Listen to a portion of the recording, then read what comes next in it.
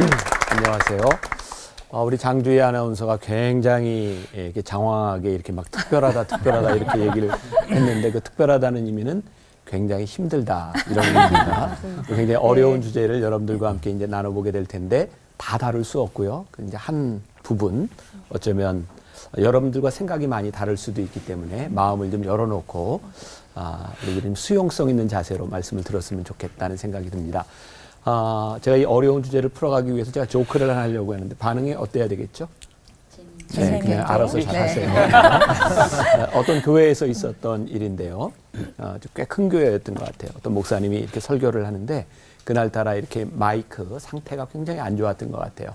저 뒤에 앉아있던 할머니가 소리가 안 들리는데 참다 못해서 결국은 설교 중간에 일어나서 이야기를 했답니다. 목사님 안 들려요 그랬대요.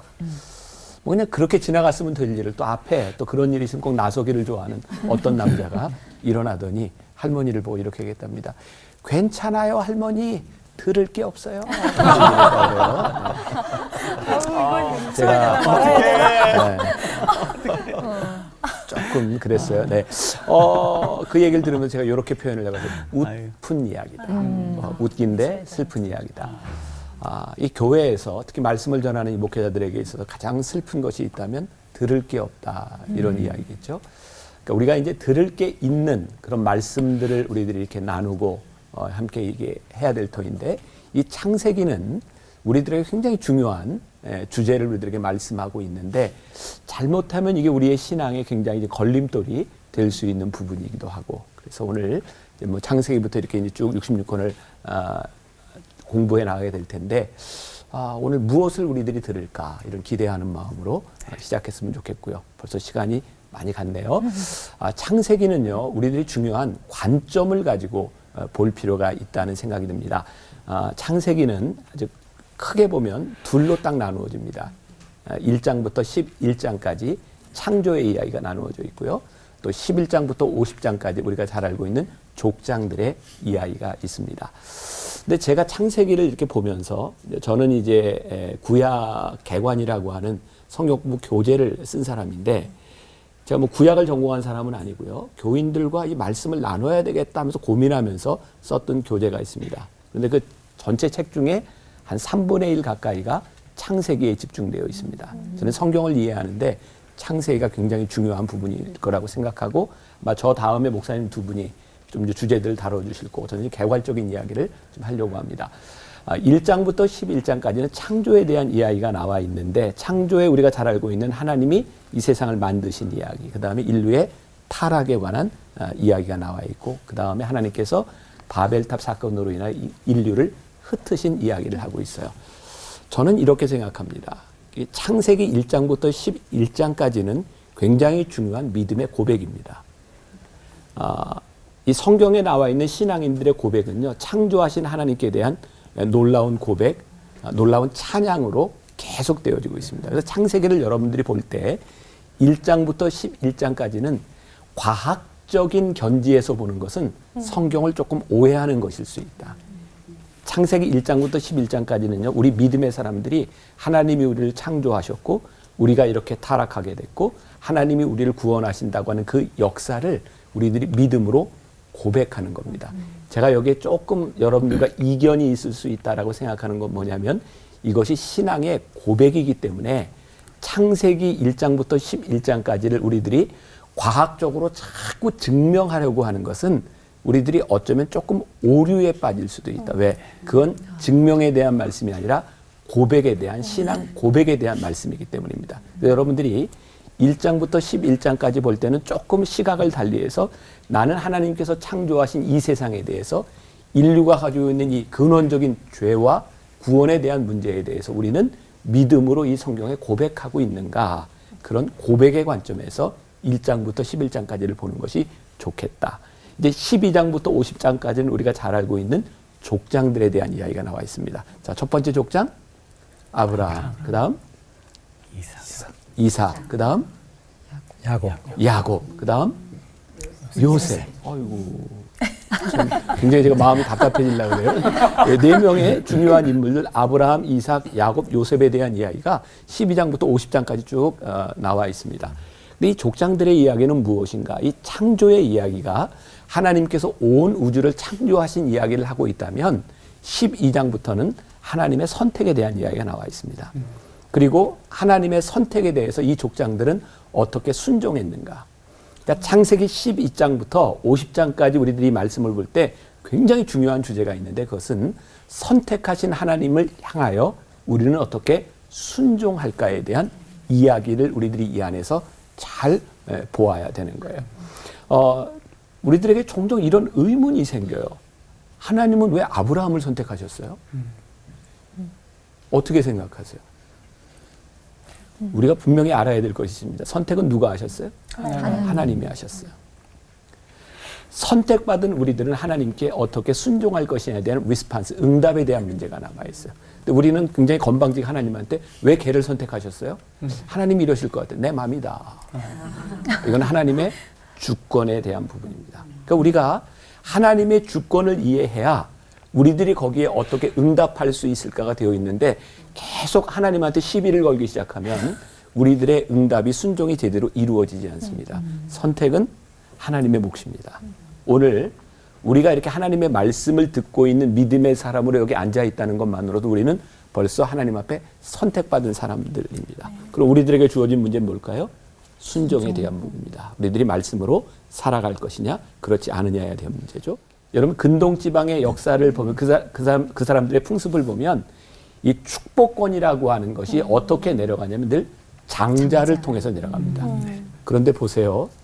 그들이 너무나 당연하게 생각하는 전통 그 족장들의 이야기에서 그 갈등이 참 많이 있는데 족장들의 계보가 장자로 이어지지 않습니다.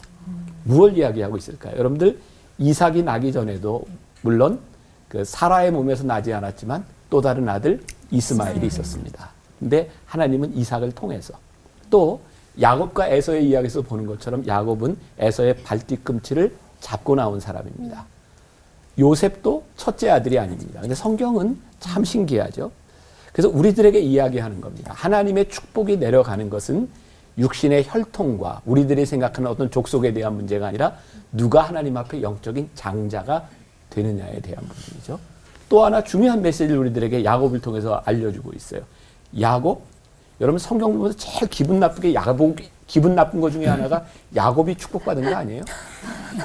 여러분 별로 생각 없이 성경을 보시는 거예요. 볼 때 아니 이런 치사한 인간이 어떻게 축복을 받아? 아버지 속여, 형을 속여, 게다가 나중에 자기 형에게 돌아올 때도 야복나루에서 이게 하나님과 씨름한 것만 생각하고 있지 치사하게 지는 남아있고 아내와 자식들은 다 먼저 보내서 죽든지 말든지 나는 남아서 기도하는 거예요. 가장으로서 인간으로서 정말 치사한 인간이 야곱입니다.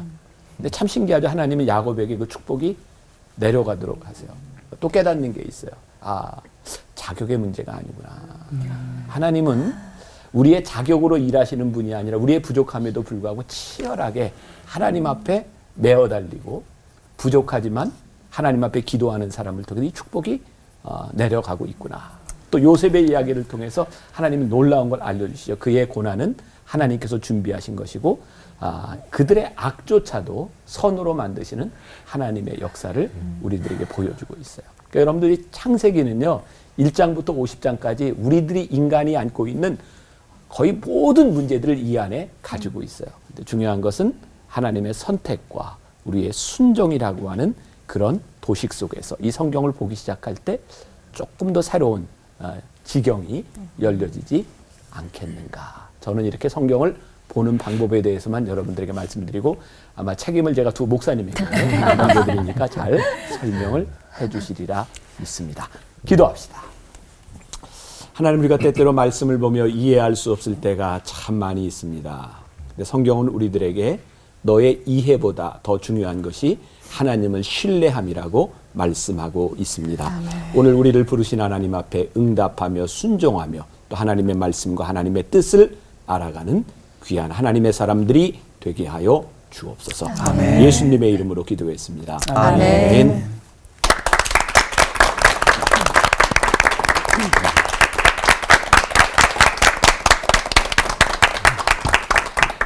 이렇게 처음 뵙게 돼서 가문의 영광입니다. 제가 미국에서 목회할 때 저희 교회에 99세 되신 권사님이 계셨어요. 그래서 어느 날 아유 권사님 뭐 아들도 잘 키우시고 오래 사셔서 좋으시겠어요 그랬더니 그분이 한 말을 지금도 내가 까먹질 않습니다. 목사님 제가 99세를 사는 이날까지 단 하루도 제대로 산 날이 없어서 억울해요 그러셨어요.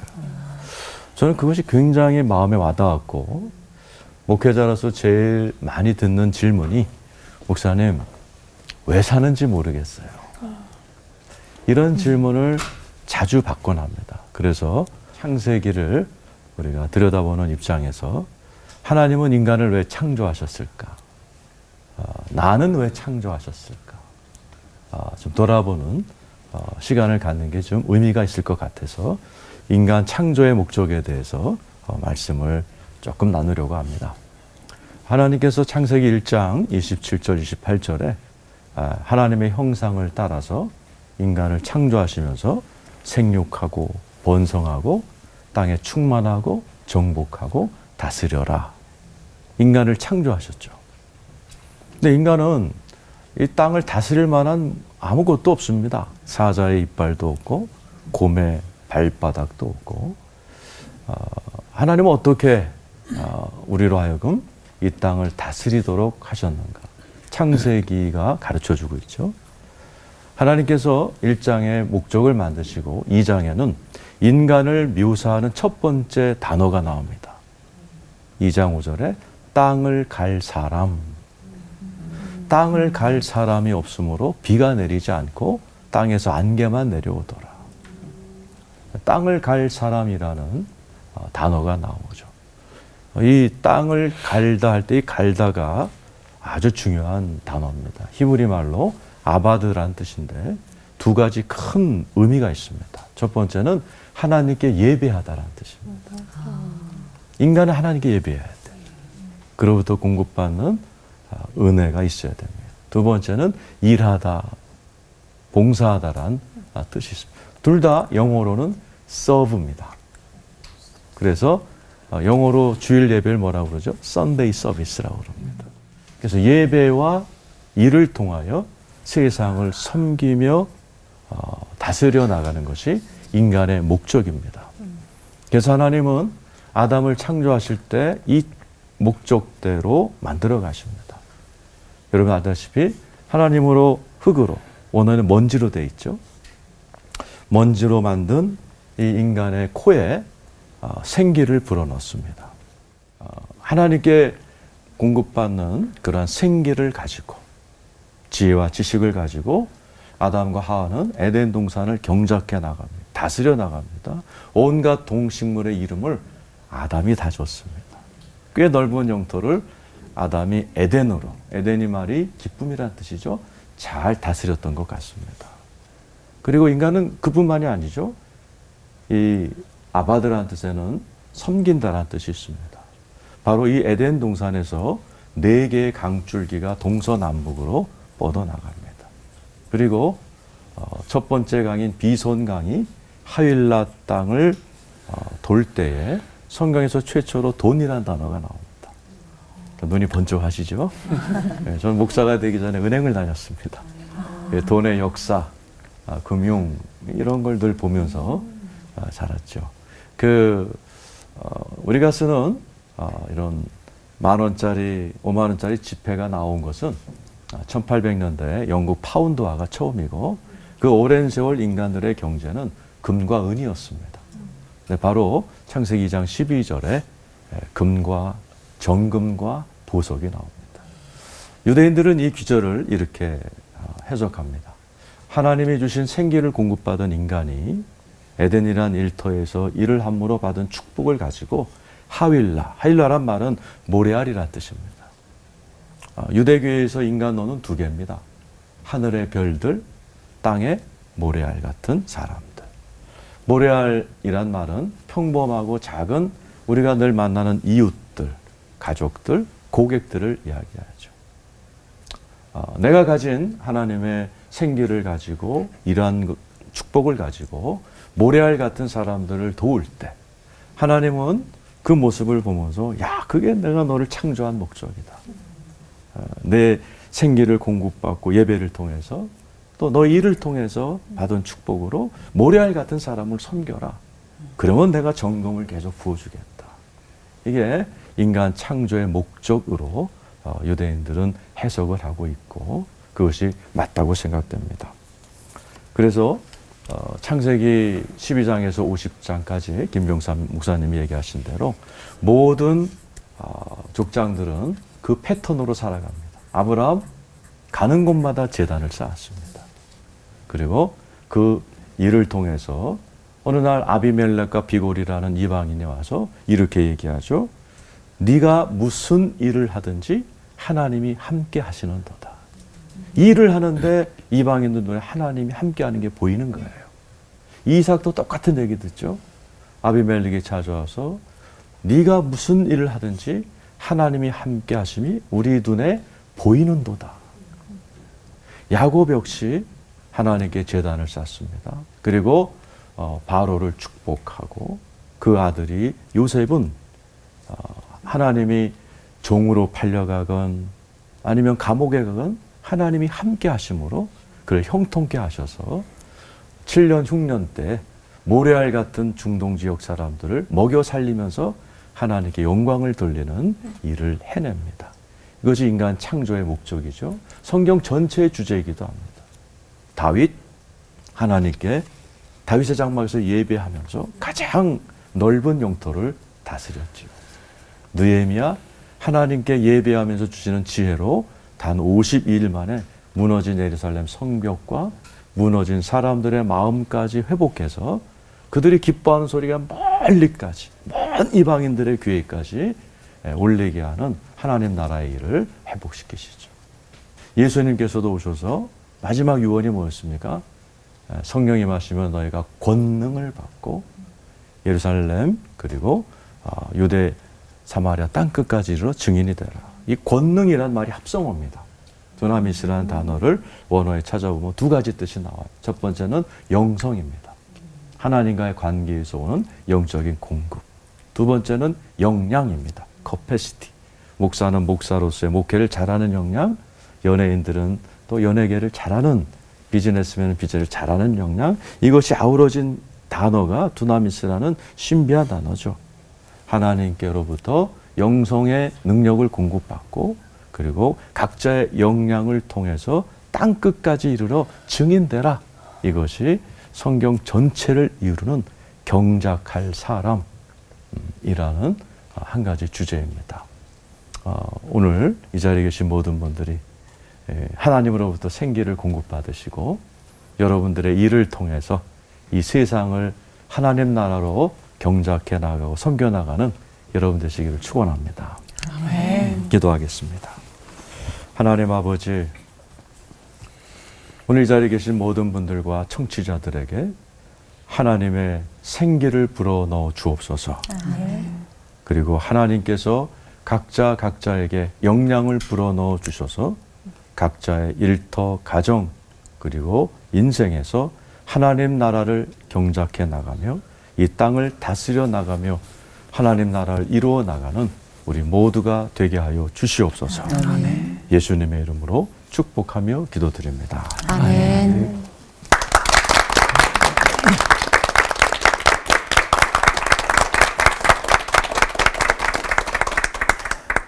태초에 하나님이 천지를 창조하시니라. 이 창세기를 통해서 우리 많은 것을 신앙의 기반이 되는 것을 알 수가 있습니다.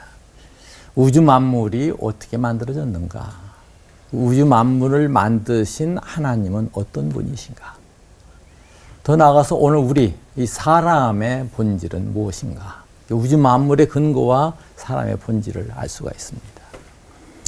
앞서 아나운트에서 말씀하셨지만은 태초에 하나님이 천지를 창조하시니라. 그 태초 까마득한 옛날로만 봐서는 안 됩니다. 그 태초를 오늘 만나는 것이 성경을 보는 사람입니다. 뿐만 아니라 흙으로 사람을 만드시는데 아담과 하와만 오늘 우리도 하나님의 손길로 만들어 주셨다. 이걸 현재로 받아들일 수 있었으면 좋겠습니다. 성경 가운데서 하나님께서 만드신 땅 가운데 가장 아름다운 땅이 에덴입니다. 기쁨의 땅이죠. 또 피조물 가운데 가장 귀한 존재가 우리 사람입니다. 근데 창세기를 딱 펴면 너무도 당혹스러운 것은 가장 귀하게 만든 이 사람이 상처를 가지게 되고요. 결국은 그 아름다운 땅 에덴에서 쫓겨나고 있습니다. 그래서 혹자는 말하기를 창세기는 빛으로 시작해서 어둠으로 끝났다. 빛이 있으라 하는 시작이라고 하면 창세기 맨 마지막 절을 보면 요셉이 죽고 어둠의 관 속에 들어가는 것으로 끝납니다. 실패한 것 아니야. 그럴 수 있었습니다만은 창세기를 주의 깊게 살펴보면 그 가운데서 하나님께서 계속 붙들어 주시고 이끌어내 주고 계시는 거예요.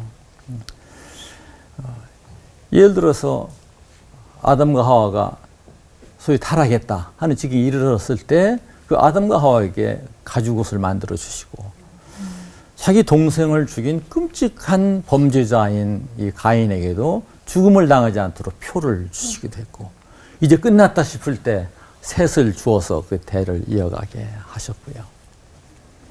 계속 그렇게 하나님께서 처방하고 이끌어가고 계시는 것입니다. 노아홍수 때도 8식구를 남기셨고 바벨탑을 통한 엄청난 그 인간의 실수를 범했을 때 아브라함을 불러내서 그 구원의 맥을 이어가고 계시고 그 족장들이 거듭거듭 실패하지만 그런 가운데서도 하나님께서 나 너하고 약속한 그 언약 파기할 거야 그러지 않으셨습니다. 계속 끈질기게 붙들어 이끌어 가시고 나중에 요셉을 통해서 이집트로 간 것도 하나님의 구원의 처방 중에 하나였습니다. 이런 것이 어디서 올까? 그 근거에서 뭘 찾을 수 있을까? 구원의 섭리, 희망의 흐름은 즉 하나님의 처방이 그 솔루션이 어디서 우리가 올까? 그게 오늘 제가 본문으로 선택한 부분입니다.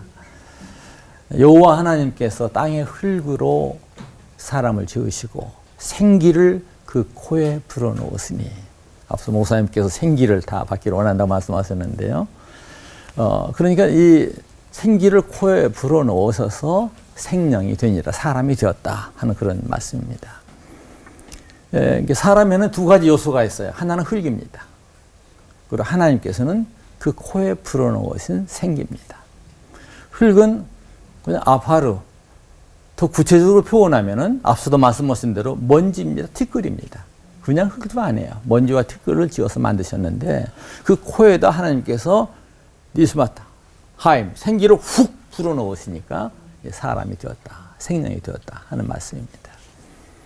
이게 중요한 것은 우리가 하나님의 이 숨을 받아야 되는 거예요. 그 생기를 달리 번역하면 그냥 숨이라고 말할 수 있습니다. 나중에는 영어로도 표현해요. 저는 이 구원의 끈을 이어가는, 희망을 이어가는 하나님의 처방, 이것은 하나님의 숨이다. 이렇게 말씀드리고 싶습니다. 우리를 구원하는 키워드라는 얘기죠. 이거는 우리가 하나님의 숨을 쉬어야 됩니다. 우리 만물에 가득한 공기가 채워져 있죠. 우리 지구상에. 공기의 숨을 쉴 뿐만 아니라 때에 따라서는 말씀의 숨도 쉬고 또 영의 숨을 쉬어야 되는 것입니다. 하나님의 숨을 통해서 구원의 그 맥이, 희망의 끈이 이어져 왔다는 얘기예요. 사람이 왜 죽어요? 숨을 쉬어서 죽어요. 제가 임종하시는 분들 보니까 때로는 들어 마셔요. 마지막으로 푹 내쉬고 나서 거기다 돌아가시더라고요. 이거는 지금도 하나님께서는 우리가 살아있는 것은 우리의 코에다가 생기를 훅 불어 넣으시니까 지금 살아있는 거예요. 그게 끝나면 우리는 죽는 것입니다. 우리는 그 숨뿐만 아니라 그 숨에서 하나님의 생기를 이렇게 숨쉬는, 하나님의 영을 숨쉬고 하나님의 숨을 쉬는 그런 삶을 살아야 되겠다는 것이죠. 사람의 치우친 그 하나님의 숨을 잃어버린 사람들이 쌓은 것이 바벨탑이 아닐까, 저는 그런 생각을 합니다. 이 바벨탑, 그 교만을 통해서 쌓으면서 하나님과 단절되어 버리고 말았어요. 나중에 오순절을 통해서 성령을 통해서 다시 소통되는 회복을 우리가 맛볼 수가 있는 것입니다. 이는 하나님께서는 오늘 또 우리가 소통의 자리에 있기를 기대하고 계신다는 사실이죠. 아멘. 근데 성경 가운데 보면 1장에서 그 반복되는 말씀이 있어요. 하나님이 보시기에 좋았더라 하는 그런 말씀이죠. 7번쯤 나옵니다. 맨 마지막 절에는 심히 좋았더라 이렇게 표현이 나옵니다. 저는 처음에 이 좋았다는 표현을 하나님 만족으로 봤어요. 한번 프란스 셰퍼의 글을 읽다 보니까 20세기의 저술가고 목사님이시죠. 그 하나님의 신비성을 읽더라고요. 그 순간 저는 하나님의 그 깊은 시각이 저를 꿰뚫는 것 같았어요. 어쩌면 소름이 끼치기도 했고 참 깜짝 놀랐습니다. 하나님께서는 오늘 또 우리를 보고 계십니다. 하나님 앞에서 나는 어떤 사람인가? 나의 가정은 어떤가? 우리 교회는 어떤가? 다시 한번 살펴봤으면 좋겠습니다. 진정 오늘 우리가 가는 곳은 하나님의 숨을 쉬며 하나님의 품에 이르는 것입니다. 요한 사도가 요한계시록 21장에서 하늘나라에 가서 성전을 찾아요. 없어서 당혹해합니다. 그때 나오는 말씀이 하나님과 어린 양이 성전이심이라 나옵니다. 우리 하나님을 숨을 쉬면서 궁극적으로 이르러야 될 것은 하나님의 품입니다. 그리고 그 삶을 통해서 그 소통의 삶을 거의 진정한 소통이 있는데 all for one 우리 모두 하나님 앞에서 보시기에 힘이 좋았더라. 그늘 칭찬을 들었으면 좋겠습니다. 아멘. 배힌내 토부 메오드 보아라 참 좋구나. 기도하겠습니다. 아버지 좋은 시간을 허락하셨습니다. 진정 우리 모두 하나님께서 허락하신 불어넣어 주시는 하나님의 숨을 쉬고 하나님의 품에 이르는 자 되게 하옵소서. 아멘. 예수님의 이름으로 기도합니다. 아멘.